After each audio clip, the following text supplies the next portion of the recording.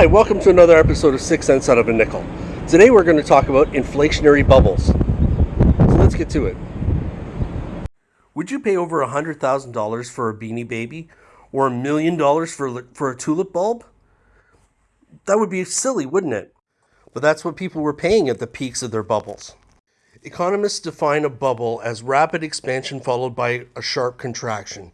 That definition doesn't help very much, so we're going to use the most famous bubble of all, the tulip mania in Holland, to explain it because it does it so well. The early 1600s was the Dutch Golden Age, with a lot of wealth floating around due to a very successful trade market with the rest of the world. And the ultra-rich would often display their wealth with flower gardens planted along their property. Tulips were easy to get but hard to grow, which made them the perfect exotic flower. As wealth spread amongst the Dutch population, the first phase of the bubble began, displacement, or the excitement phase, when everybody's excited about a new product or new service.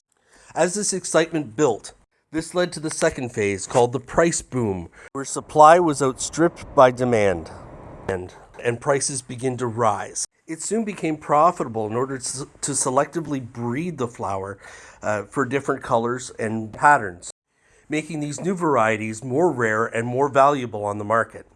This led to the third stage of the bubble, Euphoria. People started believing the prices could never go down. It was fueled by each buyer believing they could buy a tulip bulb and sell it at a higher price later to another person. In this phase, people don't act rationally and lose sight of how much a tulip bulb is actually objectively worth, which is exactly what happened. People were buying houses with tulip bulbs. Others were investing as much as they could to buy as many bulbs as they could so they could get rich.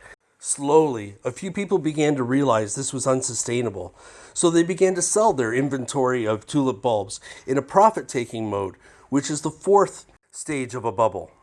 As this realization becomes more widespread, it leads to the fifth and final stage, the panic stage, where people realize this can't continue. Where very quickly people sell off at a faster and faster rate, making the prices plummet.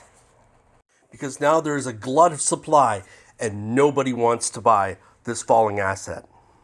And that is how a bubble ends. Thanks for watching. Be sure to join me next time when I explain why inflation and a bubble are actually causing problems right now. If you found this video helpful, please like, share, subscribe, and ring that bell for more content. Thank you very much. Until next time.